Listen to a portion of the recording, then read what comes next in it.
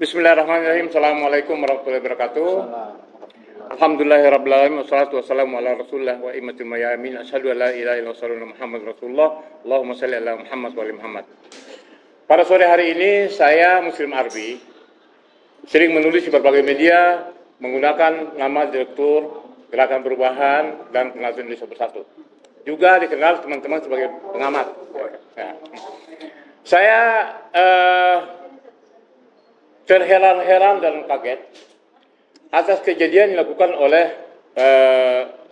Kepala BPIP Yudian Wahyudi yang menjelang hari kemerdekaan 17 Agustus 79 di EKN. Nah, tadi siang sudah teman-teman pada podcast wawancara jilid 1 dengan sejumlah tokoh bersama Egy Sujana dan sebagainya. Dan pada kesempatan ini saya didampingi oleh Sekjen TPUA Saudara Azam Khan SH, sebelah kiri saya Bung Damai Hari Lubus SH, sebelah kiri saya penulis yang membuat Istana Ketar-Ketir, namanya Rijal Fadila SH. Nah, dalam kasus yang menghebohkan, ya kan, yang hari ini melukai umat Islam, melukai bangsa Indonesia ini, ya kan, saya meminta pandangan hukum pertama dari Sekjen TPUA Bung Azam Khan SH. Silakan.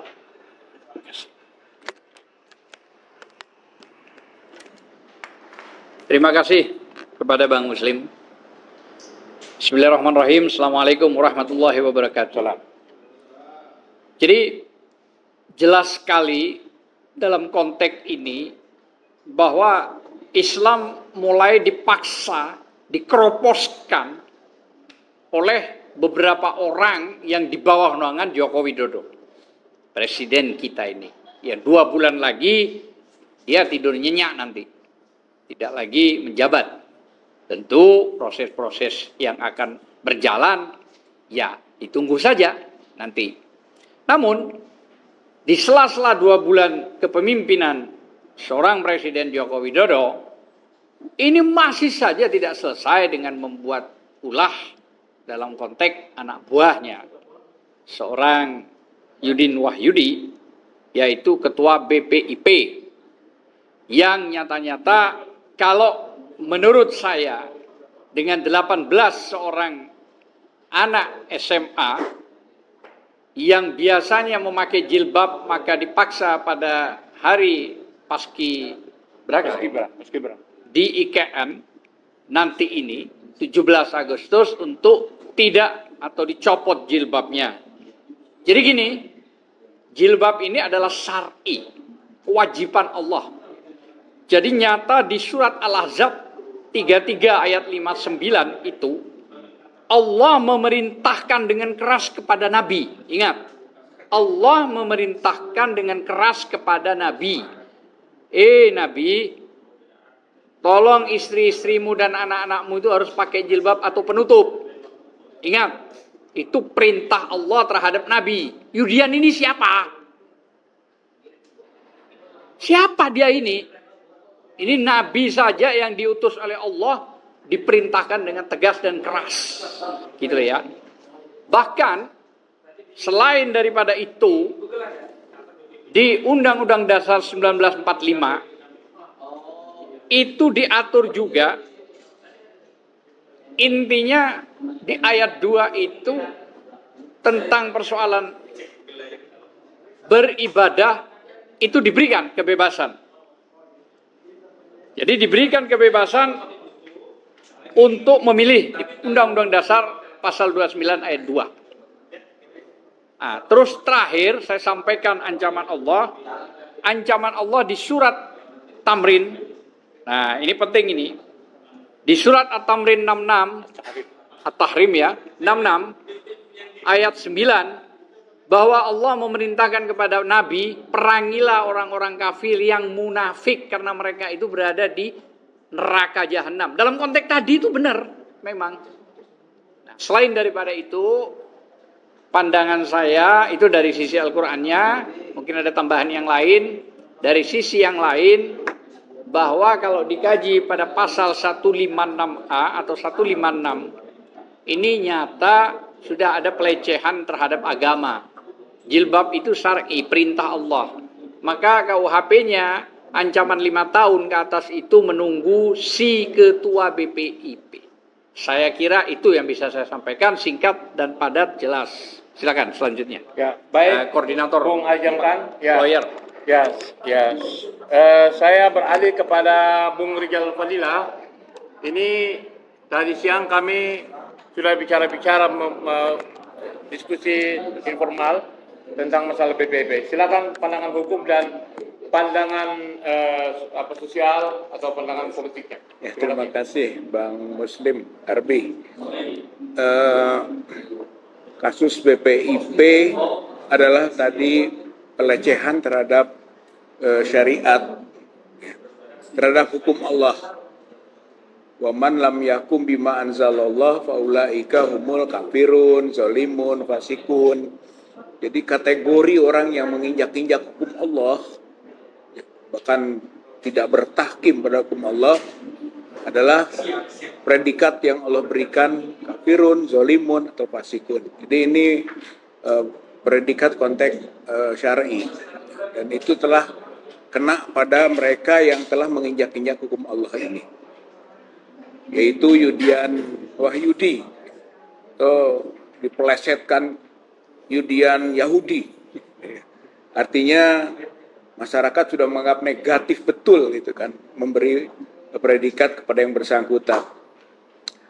Dalam kaitan dengan masalah hukum, jelas ini masuk kategori delik penistaan agama 156A.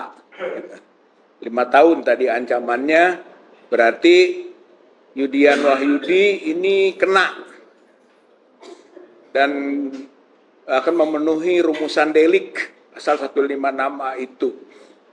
Namun bukan hanya Yudian Wahyudi, semua person yang terlibat di dalamnya itu bisa juga dikenakan hukuman pidana yang sama. Ada yang namanya pleger, gitu kan, pelaku. Ada dun pleger, itu yang menyuruh melakukan. Ada mede pleger, itu yang membantu menyertai tindakan itu, dan ada uitloker, itu yang membujuk. Jadi menurut saya Yudian Wahyudi ini boleh disebut sebagai plegernya, pelaku. Nah, sedangkan pihak-pihak yang lain termasuk Presiden Jokowi itu bisa dun pleger, bisa mede pleger, bisa uitloker itu yang penyidik harus kejar sampai ke tingkat itu, gitu. Karena BPIP itu berada di bawah presiden dan bertanggung jawab kepada presiden. Sementara proses pengukuhan di IKN itu dilakukan oleh presiden. Apakah mungkin presiden tidak dilaporkan mengenai kondisi dari peserta paskibraka? Mesti dilaporkan. Jadi ada 2 kemungkinan, presiden ini satu tahu gitu kan, dan tidak melakukan tindakan pencegahan, dan yang kedua memang membiarkan, disebut dengan crime by omission, kejahatan pembiaran gitu ya. Jadi presiden terlibat, Jokowi terlibat, oleh karena itu masuk dalam kategori penista agama. Oleh karena itu jangan hanya kita melihat satu person saja, Yudian Wahyudi, tapi juga Jokowi atau pihak-pihak lain yang nanti dikembangkan, siapa saja yang terlibat, mengetahui, membiarkan atas peristiwa penistaan agama berkaitan dengan pelarangan, pemaksaan dari membuka jilbab bagi seorang muslimah. Saya kira ini catatan pentingnya. Oleh karena itu, maka di samping pembubaran BPIP merupakan kondisio sine qua non, gitu ya, sesuatu yang sifatnya mutlak, absolut. Ini sudah tidak ada gunanya lagi BPIP ini, sudah menghamburkan uang-uang negara, dan sudah perilaku personnya itu tidak menunjukkan pembela Pancasila, malah justru sebaliknya, mereka adalah perusak ideologi Pancasila. Sehingga BPIP itu Badan Pembinasaan Ideologi Pancasila. Itu jadi justru membinasakan ideologi Pancasila. Ini namanya smuggling atau proses penyelundupan melalui badan, seolah-olah membela Pancasila, padahal sebetulnya dia merusak dan membinasakan Pancasila. Untuk itu maka BPIP tidak berguna, harus dibubarkan. Seperti dulu zaman Aidit, tahun 64 dia membuat buku namanya Membela Pancasila. 64, 65 dia kudeta, dia mau merusak Pancasila. Jadi Pancasila itu hanya covering dari gerakan-gerakan yang ingin menghancurkannya. Nah, BPIP ini kurang lebih sama lah, gitu ya. Dia lembaga mengatasnamakan Pancasila, ideologi Pancasila, tapi merusak Pancasila. Salah satu bukti perusakannya yang paling mutakhir adalah kasus HUT 79 IKN yang dikukuhkan kemarin itu. Jadi kalau menurut kita ini merupakan perbuatan yang bukan hanya tercela tapi merupakan perbuatan pidana gitu. Dan hukum yang ada, undang-undang atau KUHP ini untuk kebaikan masyarakat. Jadi kalau kita ini tegakkan hukum 156A supaya masyarakat jadi baik, supaya jadi damai, tertib. Law as a tool of social engineering. Hukum itu untuk melakukan perkayasaan masyarakat. Kalau sekarang tidak ditegakkan, tidak dihukum Yudian Yahudi atau Wahyudi, dan tidak dihukum juga Jokowi sebagai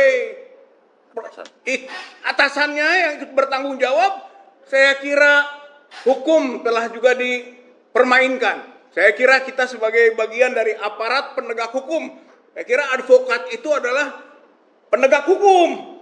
Jadi penegak hukum di samping polisi, jaksa, hakim, juga advokat. Nah, oleh karena itu dalam konteks ini kita ikut membantu menegakkan hukum supaya hukum dapat mencapai tujuan yang diinginkannya, damai, tertib, sekaligus juga hukum punya kepastian dan memiliki dampak luas bagi kebaikan masyarakat bangsa Indonesia. Hukum Adian Yudian Wahyudi dan hukum Joko Widodo sebagai penista agama, penoda agama, perusak agama Islam. Umat Islam tidak boleh membiarkan keadaan ini dengan begitu saja. Harus melawan secara hukum, melawan secara sosial, melawan secara upaya membersamai gerakan perubahan ke arah yang lebih baik di negeri ini. Bangsa dan negara membutuhkan perubahan. Tidak bisa status quo dengan pola rezim yang ada saat ini. Mudah-mudahan Allah Subhanahu wa taala menolong. Dan ini menjadi momentum. Idza jaa ajaluhum la yastakhiruna sa'atan wa la yastaqdimun. Kalau sudah saatnya tiba, perubahan bisa terjadi.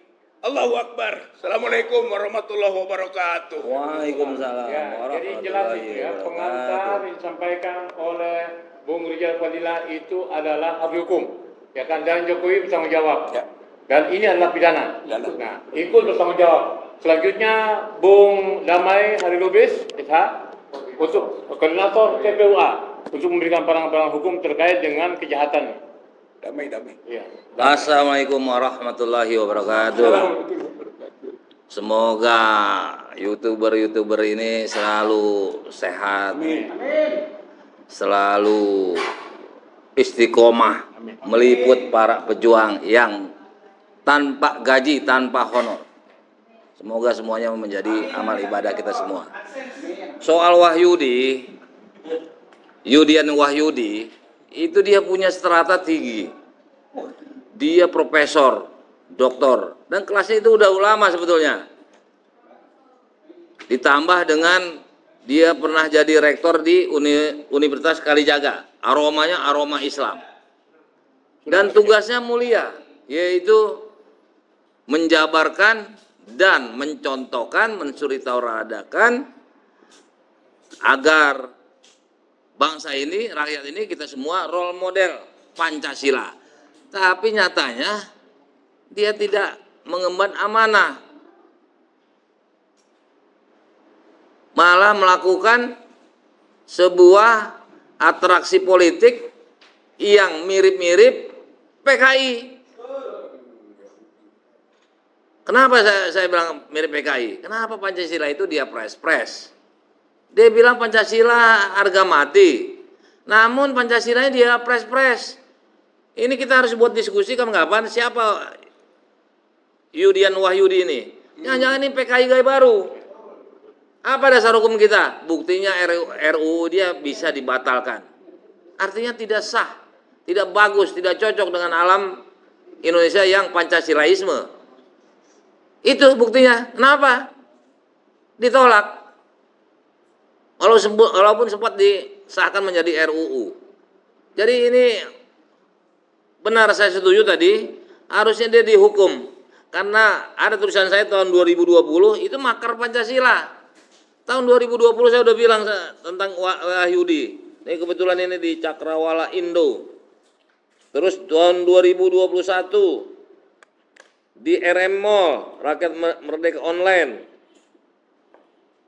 Saya bilang di sini baiknya ada diskusi tentang apakah ini ciri-ciri PKI gaya baru. Harusnya kita undang itu lain kali yang fokus konsisten kepada PKI gaya baru, Pak Taufik. Itu kan teman kita juga, ya. Itu yang gugat Joko ijazah palsu juga, sama-sama Bung ya. Nah, sama juga Pak Rizal. Nah, kemudian lawyernya itu Pak Ajam nih. Jadi ini harus didiskusikan. Cuma kalau dibubarkan BPIP, bukan ingin beda kepada teman, saya nggak setuju.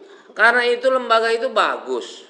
Cuma pelaksanaannya, behaviornya itu nggak bagus. Rule-nya kita terima, tapi pelaksana itu nggak benar. Lebih baik dia dipecat, di penjara, orangnya diganti. Sayang itu gedung. Betul kan? Menurut saya ya. Jadi jangan dibubarkan. Itu bagus agendanya, cuma dia menyimpang. Dia menyimpang dengan sengaja. Dolus. Kalau dibilang tadi with looker.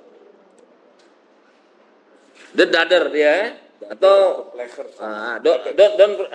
dader atau flagger. Don Flager ini siapa nih? Jokowi. Nah, itu menurut hukum ketatanegaraan itu benar. Jokowi harus bertanggung jawab karena dia bertanggung kepada Jokowi. Dia digaji oleh pemerintah. Jadi Jokowi memang terlibat. Dia diam terlibat nggak? Dia kan diam. Terlibat juga. Terlibat daripada asas pembiaran, disobedience. Jokowi harus dihukum. Jokowi ini udah banyak salah. Udah dustanya seampun-ampunan rakyat dibohongin Jokowi 100 lebih. Kami pernah ngugat dia 66 kebohongan. Ternyata kata Fadli John lebih 100 lebih. Dulu Fadli John yang dulu, bukan yang sekarang. Jadi begitu. Jadi menurut saya ini memang dia perlu kita adakan diskusi supaya didengar oleh wakil rakyat. Yang sekarang wakil rakyat itu juga kadang-kadang yudikatif. Contohnya Jimli Asidik. Dia adalah anggota DPD legislatif. Namun dia menyidangkan hakim MK. Yudikatif. Ini nggak benar. Makanya kita setuju sama kawan-kawan itu yang di grup konstitusi dan masalah negara yang adminnya Bang Hatta Taliwang, kita setuju itu.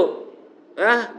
Nah, itu perlu ini jadi masukan sama Bang Hatta dan kawan-kawan nih, ya kan?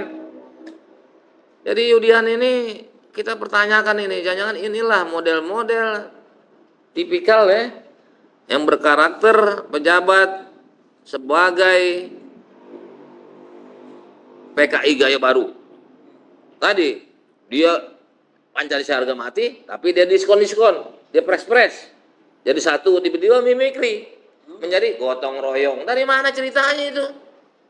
Ini harus di apa ini? Mudah-mudahan Presiden Prabowo nanti mengetahui ini semua, udah pasti beliau adalah seorang tentunya ada banyak masukan termasuk YouTube kita ini itu di apa aja dituntut proses hukum, silakan Jaksa Agung atau Kapolri mengusut dia, kalau terbukti penjarakan dan dipecat, gantikan karena kita perlu BPIP. Demikian, bukan berbeda pendapat tapi kan sebuah hikmah. Demikian. Wassalamualaikum warahmatullahi wabarakatuh. Waalaikumsalam. Ya, jadi rekomendasi ya kan dari para tim lawyer TPUA ya, Azam Khan SH, Damai Hari Lubis SH dan Rizal Fadila SH ini adalah merekomendasikan agar supaya Yudian Wahyudi, kepala BPIP ditangkap, dipenjarakan, dan juga Joko Widodo. Ya. Joko Widodo yang membiarkan pembiaran ini kan 17-an ini, ya kan? Jadi jangan sampai kemudian terjadi Ahok Jilid 2. Oh, itu. Iya. Karena ini jelas ini kan Bisa terjadi. bisa terjadi.